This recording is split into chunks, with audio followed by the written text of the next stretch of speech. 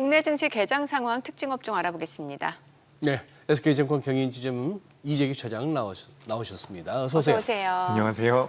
이 차장님, 지금 뭐 업종별로 봐서는 빠지는 업종도 없고 단지 이제 상승 비율이 조금씩 다를 뿐인데, 야 이건 뭐 전반적으로 다 그냥 붕 떠버리네요. 네, 아무래도 뭐 우리나라 시장에 요즘 변동성이 그렇게 나오고 있는 것 같습니다. 네. 새벽에 마감된 미증시에서 필라델피아 반도체 지수라든지 종합주가 지수가 전반적으로 좋은 모습을 보였죠. 재정학적 리스크가 또 수면 아래로 가라앉으면서 전반적인 투심 개선이 이어지고 있다라고 생각이 됩니다. 물론 이제 삼성전자와 SK하이닉스가 굉장히 탄력적인 모습을 보이고 있기 때문에 삼성전자, SK하이닉스뿐만 아니라 요 AI와 관련되어 있는 기업들의 변동성이 잘 나오고 있다라는 말씀 드리고 싶고요. 어제 같은 경우는 코스닥에서 오랜만에 좋은 주가의 흐름이 나왔었는데, 어제 코스닥 같은 경우도 전반적으로 봤을 때는 반도체 소부장이 굉장히 강하게 이끌어줬습니다. 그렇다라는 것은 여전히 반도체의 영향력이 우리나라 시장에는 굉장히 크게 작용이 되고 있다는 말씀을 드리고 싶고요. 기본적으로 지금 개장한 이후에 9시 10분이 좀 넘어가면서 외국인들이 코스피에 대한 순매수를 해주고 있거든요. 순매수. 예, 굉장히 오랜만에 외국인들의 네, 순매수가 들어오고 있기 때문에 이런 흐름들이 좀 더 이어진다면 저는 생각보다 우리나라 시장이 좀 더 빠르게 9,000포인트, 10,000포인트를 도전할 수 있지 않을까라는 생각이 듭니다. 어허. 그래요.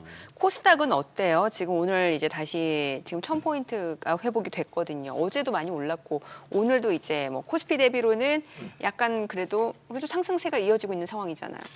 일단 코스닥 같은 경우는 우리가 굳이 코스피와 코스닥 어느 쪽이 더 매력적일까라고 한다면 여전히 코스피가 더 매력적인 건 맞습니다. 예. 하지만 코스닥 같은 경우도 어제부터는 의미 있는 반등이 나오고 있다라고 보여지거든요. 죄송합니다. 그러니까 최근 일주일 동안 우리나라 시장의 흐름을 보면 코스피보다는 코스닥이 좀 더 견조한 모습이 나왔었거든요. 지난 네. 4거래일, 5거래일 동안. 오늘 같은 경우는 삼성전자와 SK하이닉스가 강세를 보이면서 코스닥은 상대적으로 좀 약세를 보이고 있지만, 코스닥 같은 경우도 여기서 우상향할 가능성은 저는 높아 보여요. 제가 좀 찾아보니까 2025년도에 우리나라에 상장되어 있는 모든 코스닥 기업들의 총 영업이익이 네. 11조라고 하더라고요.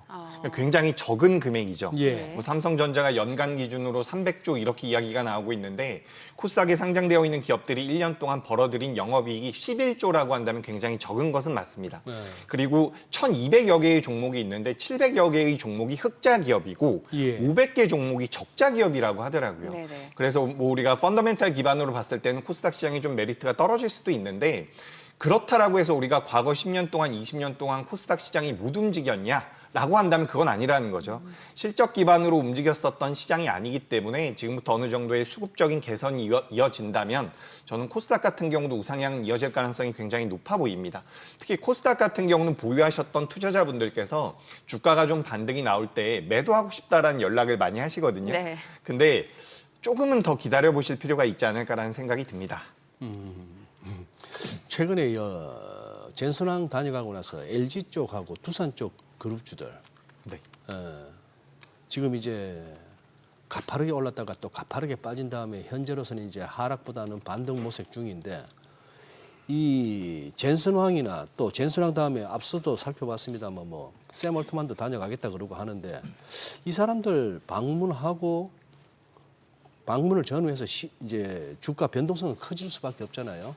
네. 특히 LG 쪽하고 두산 쪽은 요즘 아마 지점에서도 거래들이 많았을 것 같은데 네. 좀 분위기까지 한번 전해주시면은. 네, 일단 뭐 LG 그룹도 마찬가지고 두산도 그렇고요. 네. 네이버도 굉장히 많이 네이버까지 빠졌죠. 맞아. 단기적으로 예, 많이 빠졌는데 제가 좀 찾아봤어요. 그러니까 작년에 깐부회동이 처음 있었을 때 예. 삼성전자를 비롯한 관련 기업들이 예. 젠슨왕이 이제 깐부회동 이후에 한 달 정도 조정을 받았더라고요. 그때 바로는 안 갔어요. 예, 바로는 못 올라갔고 한 달 정도 조정을 받았는데, 이번에도 어떻게 보면 그 기대감이 많이 반영이 됐었던 상태에서 시장도 같이 안 좋았지 않습니까? 그렇기 그래요? 때문에 좀 네. 가파르게 올라온 상태에서 기대감이 수그러들면서 낙폭이 좀 커졌다라고 생각이 됩니다.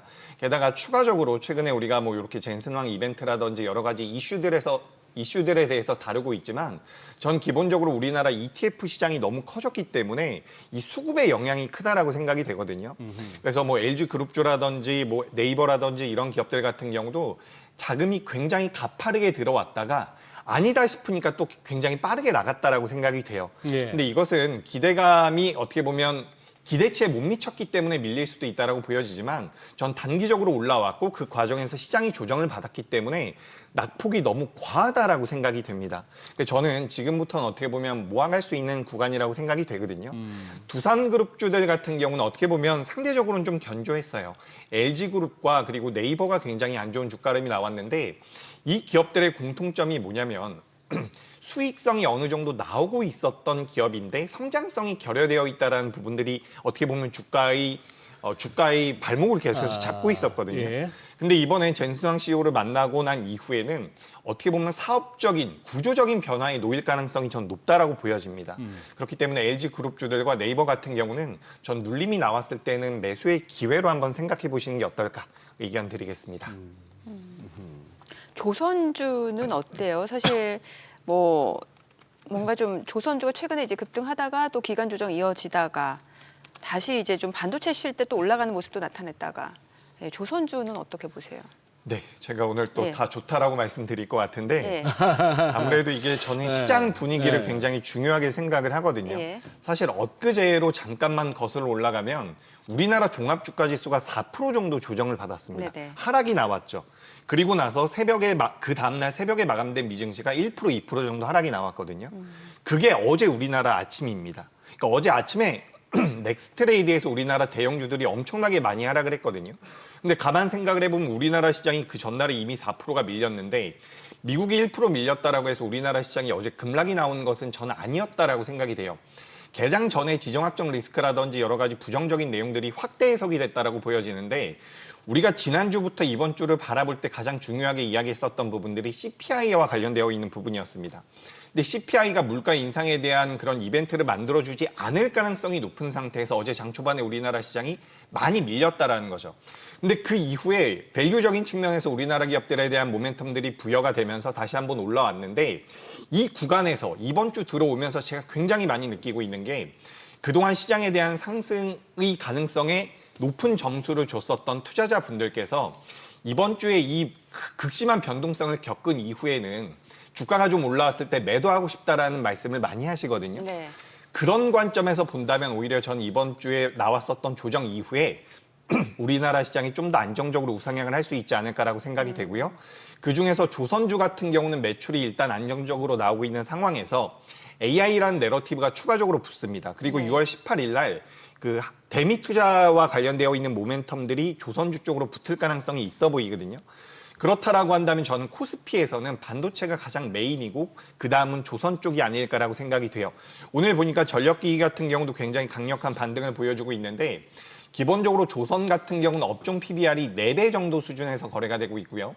방산 쪽 같은 경우는 업종 PBR이 5배 정도 수준에서 거래가 되고 있습니다. 전력기기는 10배가 넘어가요. 그렇기 때문에 전력기기가 안 좋다라는 관점이 아니라 그래도 좀 안정적인 투자처를 고려해 본다면 전 조선 쪽 같은 경우도 매력적이라는 말씀 드리도록 하겠습니다.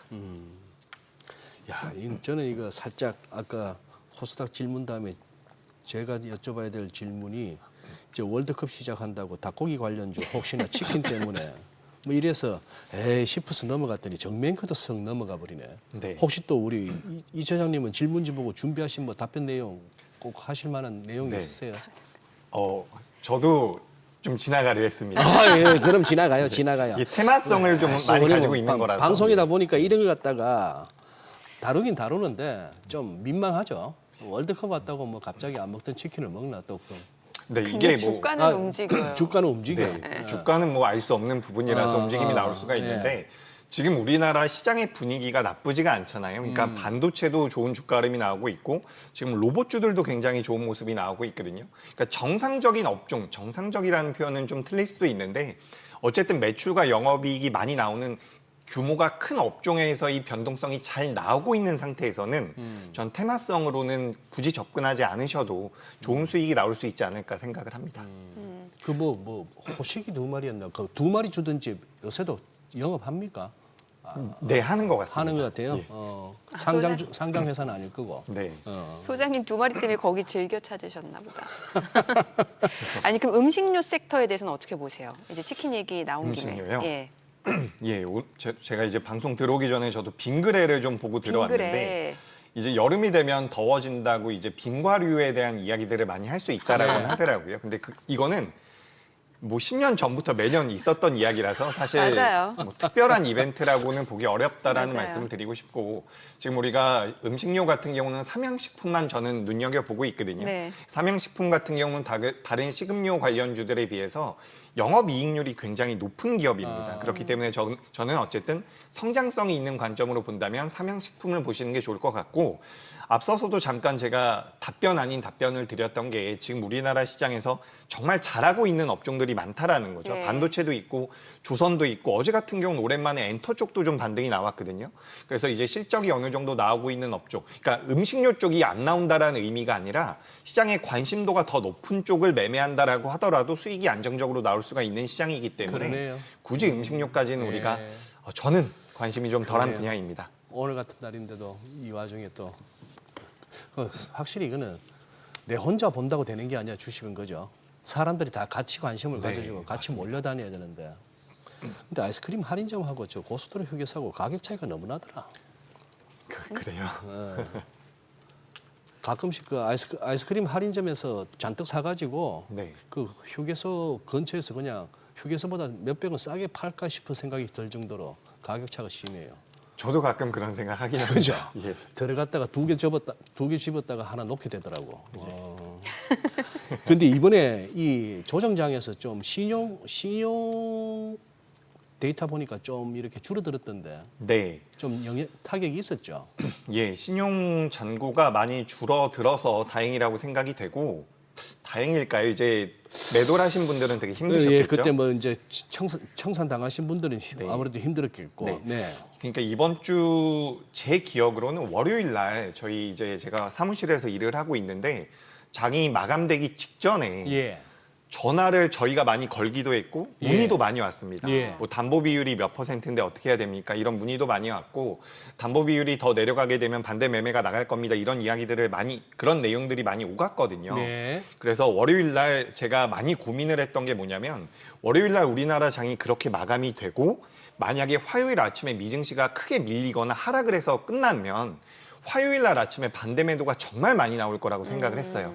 근데 다행히도 월요일 날 우리나라 장 마감되고 미증시가 올라왔기 때문에 화요일 날 뭐 예상했던 것보다는 훨씬 더 안정적으로 우리나라 시장이 반등이 나왔고, 반대 매도 물량이 너무 막 잔인하게 나오진 않았다라고 생각이 네. 됩니다. 잔인하게 나오진 않았다. 그리고 이제 추가적으로 우리가 고객 예탁금에 대해서도 계속해서 추적을 하고 있는데, 고객 예탁금이 많이 늘어나고 있는 상태이기 때문에 일단 신용 잔고에 대한 부담을 저는 개인적으로는 안 하고 있습니다. 그러니까 이번 주 월요일이 굉장히 큰 고비였고, 수요일도 고비라고, 수요일 말고 이제 어제도 약간 무서운 모양새가 장 초반에 나왔는데 네. 어제 같은 경우는 사실 저는 하락이 좀 이해가 안 됐었어요. 어제 예, 왜냐하면 어쨌든 우리가 지금 시장에 대해서 부정적으로 보고 있는 포인트들이 몇 개 있죠. 지난주부터 이번 주로 넘어오면서 우리가 이야기했었던 게 첫 번째로는 CPI였고요. 또 한 가지는 선물 옵션 동시만기일이었고요. 네. 그리고 오늘 뭐 스페이스 X에 관련되어 있는 이야기들이 있는데, CPI 넘버 자체가 부정적으로 나오지 않았는데 어제 우리나라 시장이 밀렸다라는 것, 지정학적 리스크가 다시 한번 부각이 된다라는 건데, 지정학적 리스크 같은 경우는 제가 판단하기에는 좀 안타까운 일이지만 이미 시장에서는 반영이 끝났다라고 보고 있습니다. 그렇기 때문에 지정학적 리스크가 아니라 우리는 CPI 넘버에 좀 집중을 해볼 필요가 있지 않았을까라는 말씀 드리고, 어제 선물 옵션 만기도 잘 지나갔다라는 부분 우리가 고려해 본다면 일단은 뭐 안정적인 구간으로 다시 한번 들어갈 수 있다라는 생각이 들어요. 그리고 스페이스 X 같은 경우도 제가 좀 찾아보니까 미국에 MMF라고 해서 머니마켓 펀드가 있습니다. 예. 거기에 1조 달러의 자금이 있다라고 해요. 1조 달러. 예, 그러니까 지금 우리가 스페이스 X가 상장을 하기 위해서 우리나라에서도 자금이 많이 이탈될 수 있다라는 분석들이 많이 나오죠. 우리나라 같은 경우도 예전에 LG 에너지 솔루션이 상장되면서 수급의 블랙홀 역할을 한 적이 있는데, 지금 스페이스 X에 대해서도 굉장히 그런 이야기들이 많았거든요. 근데 실제로 그 MMF 시장 대비해서 1%에서 2% 정도의 규모라는 거죠. 그래서 생각보다는 우리나라 시장이 조정을 많이 받고 무서운 흐름이 나오니까 여러 가지 악재성 기사들이 붙었다라고 저는 생각을 하고 있어요. 네. 근데 그런 내용들이 하나 두 개씩 지금 처리가 되면서 우리나라 시장이 다시 한번 뭐 지금 보니까 8,400포인트도 넘어가고 있는데, 저는 여전히 우리 시장에 대해서는 긍정적으로 판단하고 있습니다. 방산주하고 건설주 좀 여쭤볼게요. 왜냐하면 이제 그 이란 종전 그 합의에 대한 기대감 높아지고 있고, 뭐 트럼프 대통령 말에 따르면은 주말에 서명할 거라고 하니까. 방산주는 그럼에도 불구하고 사실 굉장히 우리나라 기업들 매력도 높다라는 얘기 많았었잖아요. 네. 예. 저는 일단 오늘도 이제 방산주들이 좀 올라가고 있죠. 저는 이제 구조적으로는 성장할 가능성이 높다라고 판단이 되고, 자주국방 때문에. 네, 자주국방 때문에 그렇게 생각이 되고, 예. 앞서서도 잠깐 제가 전력기기 말씀드리면서 조선 쪽과 방산 쪽에 대한 업종 PBR을 말씀드렸는데, 방산 같은 경우도 PBR 기준 5배 수준이에요. 물론 네네. 낮은 건 아니지만 지금 글로벌 시장에서 유럽 쪽에서 가장 많은 무기를 가지고 오는 국가가 미국이라고 하는데 그 미국의 점유율이 35% 정도 된다라고 합니다. 네. 근데 우리나라가 8% 정도 된다라고 하는데 여기서 어쨌든 미국에 대한 적대적인 부분들이 유럽 쪽에서 많이 생기고 있다라고 해요. 그렇다라고 한다면 우리나라 기업들의 점유율이 올라갈 가능성이 높지 않을까라는 관점에서 저는 방산주들도 긍정적으로 보실 필요가 있다라는 말씀드리고 제가 좀 이분법적으로 설명을 드려보자면 삼성전자와 SK하이닉스가 최근 들어서 조정을 좀 받았는데 네. 다른 기업들은 대체적으로 그 전부터 조정을 받았습니다. 예. 삼성 SDS 같은 경우도 단기적으로 30%가 넘게 하락이 나왔고요. 뭐 삼성 전기도 나름대로 튼튼했죠. 근데 그 외에 대다수의 종목군들 같은 경우는 최근 이미 30% 정도의 조정이 나와 있는 상태라는 겁니다. 방산 쪽도 마찬가지예요. 그렇기 때문에 여기서 만약에 종합주가 지수가 크게 밀릴 만한 이벤트가 없다면 방산주들 같은 경우도 저는 우상향의 가능성이 높지 않을까. 그래서 아까 전에도 이렇게 말씀드렸죠. 오늘 다 좋게 말씀드릴 것 같다. 예, 저는 그렇게 좀 생각을 하고 있습니다. 예.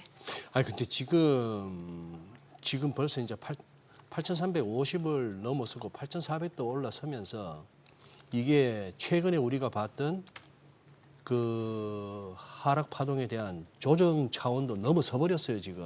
넘어서고 올라가는 속도나 기울기로 봐서 이게 단순히 야, 장 좋아질 것 같아 사자 이런 분위기보다 특히 외국인 매수로 돌고 하는 부분에 있어서도 저희가 약간 좀 숏스퀴즈 냄새가 나는데. 네, 숏 스퀴즈면 더 강하게 올라갈 수 있을 것 같습니다. 네. 그러니까 이게 제가 그래도 아무래도 계속해서 많은 고객분들을 실제로 만나잖아요. 네. 이야기를 하고 통화를 네. 하다 보니까 지난주까지만 하더라도 지난주 초까지만 하더라도 시장에 대해서 굉장히 긍정적으로 생각하셨던 분들이 네. 지난주 중후반부터 이번 주까지 넘어오면서 굉장히 불안해하세요. 맞아요. 매도를 하고 싶다. 예. 그래서 저는 시장이 어떻게 보면 좀 더 갈 수도 있지 않을까라는 아. 생각이 들거든요. 왜냐하면 지금 외국인들이 6천억 넘게 매수를 해주고 있는데 저는 우리나라 시장의 정말 고점은 외국인들이 한번 매수를 쭉 해준 이후에 네. 그 위에서 개인 투자자들에게 넘길 가능성이 전 높다라고 생각이 되거든요. 그동안 삼성전자와 SK하이닉스에 배분되어 있었던 비중을 넘겼다라는 명분으로 외국인들이 매도를 하고 나갔는데 비중이 많이 줄어들었다라고 한다면 삼성전자와 SK하이닉스의 주가가 내려와서 비중이 줄어든 상태에서 가격까지 내려가면 비중이 더 줄어드는 거겠죠. 그런 상태에서 외국인들이 만약에 매수를 해주면 한 번 더 랠리가 나올 수 있지 않을까라고 생각이 돼서 저는 일단 긍정적인 말씀을 드리고 싶고요. 우리가 지금 뭐 여러 가지 뉴스들이 많죠. 시장이 밀리면 굉장히 많은 내용들이 붙습니다. 굉장히 많은 내용들이 붙는데 우리가 매크로를 볼 필요가 있다는 거죠. 환율이 1,560원까지 올라갔다가 지금 1,520원 밑으로 내려오는 것 같거든요. 미국의 10년물 국채금리가 4.5% 넘어서 올라갔다가 이것도 다시 안정화가 되고 있는 모양새가 만들어진다면 못 갈 이유는 좀 이렇게 말씀드리면 굉장히 저도 부담이 되는데 그래도 저는 개인적으로는 상승할 만한 명분이 좀 더 많지 않나 이렇게 좀 생각을 하고 있고요. 제가 어제 자료를 좀 봤는데 네. 우리나라의 포워드 PER이 종합주가지수 기준으로 봤을 때 6.9배라고 해요.